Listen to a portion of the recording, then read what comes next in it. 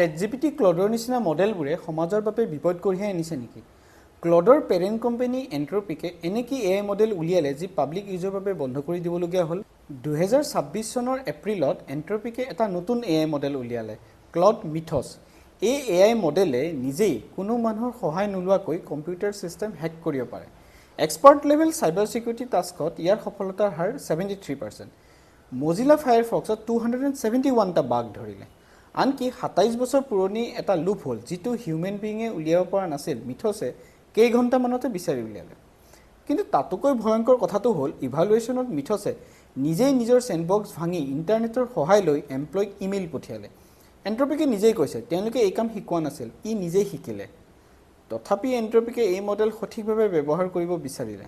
$100 million project গ্লাছউইং আৰম্ভ হ'ল, য'ত AWS, এপল, গুগলৰ নিচিনা বিশ্বৰ শীৰ্ষস্থানীয় টেক কোম্পানীসমূহে মিথছ ব্যৱহাৰ কৰি নিজৰ ছিষ্টেমৰ লুভহোল বিচাৰি উলিয়াব।